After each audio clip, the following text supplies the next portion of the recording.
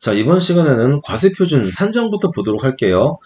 자, 여러분이 지난 시간에 배웠던 게 이제 어디까지 배웠었냐면은 연마정산 절차, 그 다음에 근로소득의 범위, 그 다음에 근로소득에서 차감하는 비과세 근로소득을 배웠어요. 그래서 이제 전체 근로소득에서 비과세를 빼면은 과세 대상인 근로소득이 나온다. 다시 여기서 차감을 시작합니다. 그래서 이제 과세표준을 산정하기 위해서는 기존의 과세 대상 근로소득에서 어떤 걸 빼야 되느냐? 먼저 근로소득 공제를 뺍니다. 그 다음에 이제 여기서 다시 인적공제를 차감을 하고, 그 다음에 연금 보험료 공제를 차감을 하고, 특별소득 공제를 차감을 하면, 그리고 그 밖에 소득 공제를 차감하면은 과세표준이 나올 것이고, 이 과세표준에다가 세율을 적용하면 바로 산출세액이 나와요. 그래서 이제 여러분들이 앞으로 이제 연말정산 끝날 때까지 계속 차감만 계속 볼 겁니다. 그래서 이제 이게 바로 연말정산의 꽃이에요. 그래서 여러분들이 지금부터는 정말 이제 좀 차근차근 스킵하지 마시고 차근차근 보시면 아마 상당히 많은 도움이 될 겁니다. 자, 먼저 과세표준 산정을 볼 때 제일 처음에 보셔야 되는 게 인적공제하고 물적공제란 무엇이냐, 그 다음에 근로소득 공제를 갖다 먼저 보셔야 됩니다. 자, 먼저 이제 근로소득 공제를 갖다 보셔야 되는데, 근로소득 공제 같은 경우에는 자 보세요. 이게 총 급의 구간별로 공제를 갖다가 이제 점점 월급이 총 급여가 올라갈수록 공제율은 낮아지긴 하지만은 계속 공제해주고 있죠. 그러다가 이제 총 공제 금액이 2천만 원이 차면은 더 이상은 공제를 안 해줍니다. 그래서 근로소득 공제는 2천만 원이 한도다. 이건 알아두시고, 그 다음에 이제 총 금액 산정을 할 때 여러분이 아까 봤었던 비과세 소득은 포함하지 않습니다. 그 다음에 이제 월하게 계산하지 않고, 그 다음에 2명 이상으로부터 근로소득을 받으면은 근로소득 공제는 어떻게 적용하느냐? 이때는 합쳐요. 합친 다음에 총 합산된 총 급여액을 기준으로 해서 근로소득 공제는 한 번만 적용한다. 그래서 근로소득 합계액을 총 급여액으로 하여 계산한 근로소득 공제액을 총 급여액에서 공제한다. 구독, 좋아요, 알림 설정. 자, 그 다음에 이제 인적공제, 물적공제. 자, 근로소득에서 비과세 근로소득을 빼고 그 다음에 근로소득 공제를 차감을 하면은 그 다음으로 나오는 게 인적공제, 물적공제입니다. 이건 아마 다른 세무사님들이 말 안 하는 경우도 많이 있는데, 여러분들이 공제의 성격을 알기 위해서는 먼저 인적공제가 무엇이냐, 물적공제가 무엇이냐 이거 먼저 아셔야 됩니다. 그래서 보시면은 인적공제 같은 경우에는 이제 본인을 기준으로 해서 부양가족을 합쳐가지고 이제 공제 대상의 부양을 합치면은 1인당 일정 금액, 지금은 1인당 150만 원이죠. 150만 원 공제줍니다. 쉽게 말하면 인적공제 뭐냐면 사람을 기준으로 공제준다는 얘기예요. 사람별로 공제준다. 만약에 본인은 당연히 공제되는 건데 요건을 충족하는 부양가족이 있으면은 부양가족 1인당 얼마씩 추가로 공제해준다. 이겁니다. 자, 인적공제는 이 들어온 이유가 뭐냐면 평등 원칙에 대한 예외적 규정이에요. 자, 평등은 수평적 평등하고 수치적 평등이 있는데, 수평적 평등은 뭐냐면 동일소득 동일과세 원칙입니다.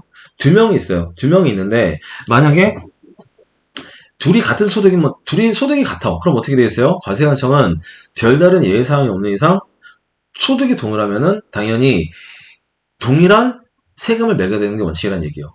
제 이쁘다고 제 생각가 가지고 안 된다는 얘기지. 자, 그 다음에 이제 수직적 평등이 있습니다. 얘는 뭐냐면 만약에 둘이 있는데 소득이 달라. 그럼 어떻게 돼? 상대적으로 많은 소득을 번 사람한테 과세관청에서는 더 많은 세금을 과세한다. 이게 뭐냐면은 상이한 소득에 대한 상이한 과세가 원칙이다. 이해되시죠? 그러면은 평등의 인적공제는 평등의 원칙에 대한 예외 규정이라고 했는데, 이게 뭐냐면 바로 수평적 평등의 원칙에 대한 예외적 규정입니다. 쉽게 말씀드리면은 연봉 만약에 1억이 되면은 보통 한 달에 이제 원천 징수 빼고 그 다음에 4대 보험 빼고 노조가 있는 회사 같은 경우 노조 조합비를 빼고 이거저거 다 빼고 나면은 640에서 50 정도 보통 가져갈 겁니다. 뭐 부양가족이 많으면은 뭐 더 많이 가져가고 부양가족이 조금은 더 조금 가져갈 수 있는데 통상적으로 그래요. 640, 50이 정상일 겁니다. 아마. 뭐 근데 어떤 회사는 660도 이제 지급한 데가 있는데 아마 대부분 640에서 60 왔다 갔다 할 겁니다. 연봉 1억이면. 그러면 연봉 1억인 사람이 부양가족이 아무도 없어. 그냥 나 혼자 다 쓰면 돼. 그럼 어떻게 될까요? 한 달에 통장에 매월마다 660만 원이 꽂히게 됩니다. 얼마나 행복해. 매일매일 자고 일어나면은 지갑에 22만 원이 꽂힌다는 얘기야. 되게 인생 행복해지겠죠. 그런데 동일한 만약에 연봉 1억이라고 하더라도 이 사람이 만약에 부양해야 될 사람이 20명이야. 집에 가면은 이 사람이 돈 벌어오는 것만 기다리는 사람이 20명이야. 어떻게 될까요? 1억, 1억이 아니게 됩니다. 이거를 갖다가 20명으로 나누게 되면은 모르게 몰라도 아마 이 사람 집에 가면은 김치랑 밥만 먹어야 된단 말이지. 이해되시죠? 그래서 이런 것 때문에 세법에서는 원래는 동일한 소득이면은 동일하게 과세하는 게 원칙이지만 부양가족이 많으면은 1인당 가용소득이 줄어들기 때문에 어떻게 하느냐? 그때는 상대적으로 부양가족이 많은 사람한테 세부담을 줄여주겠다. 어떤 걸 통해서? 인적공제를 통해서. 이겁니다. 그래서 인적공제 같은 경우에는 이제 기본공제와 추가공제가 있는데 기본공제를 충족한 사람들 중에서 다시 일정 요건을 충족한 사람들은 추가공제를 적용을 합니다. 그래서 이제 이거는 대원칙이 뭐냐면 기본 공제 대상자 중에서 다시 추가 요건을 충족을 해야지 공제해준다. 그 다음에 이거랑 반대로 이제 또 하나가 물적 공제가 있어요. 이건 지출 공제라고도 하는데, 자, 얘는 이제 뭐냐면 실제 지출한 금액 중에 일정 요건을 충족한 금액을 소득금에 차감합니다. 중요한 게 뭐냐면 실제 지출한 금액이요. 아까 여러분들 그 혹시 앞부분에서 기억나시나요? 그 근로복지기금 있죠? 근로복지기금을 통해서 만약에 직원들한테 자금을 이제 도와줬으면은 뭐 이렇게 교육비나 또는 이제 그런 일정 그 의료비를 갖다가 지원을 해줬으면은 지출하는 거는 근로자지만은 그 근로자 돈이 아니죠. 근로복지기금으로부터 받은 돈을 내는 거기 때문에 근로자는 어떻게 돼요?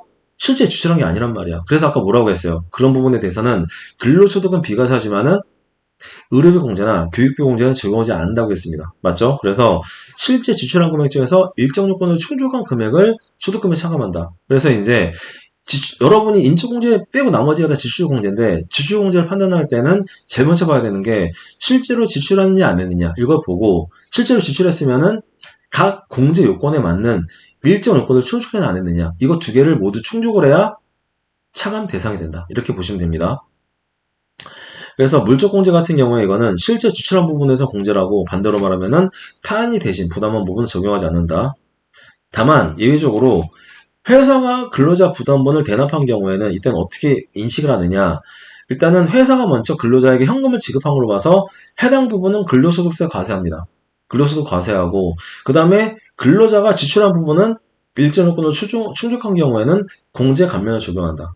그러니까 아까 근로복지기금은 회사가 아니잖아요. 별도의 기금이기 때문에 근로소득 비과세하고 그 다음에 공제도 적용 안 했는데 회사가 대납한 경우에는 이때는 회사가 근로자한테 현금을 지급한 걸 봐서 근로소득 과세하고 요건 충족한 거 공제 감면 적용한다. 이렇게 여러분들이 이제 구분해서 보시면 편합니다. 그렇죠? 그래서 일단은 여기까지가 여러분들이 보셔야 되는 인적공제와 물적공제 기본적인 내용들이고 이 다음부터는 이제 본격적으로 인적공제, 물적공제에 대해서 상세하게 설명을 드리도록 하겠습니다.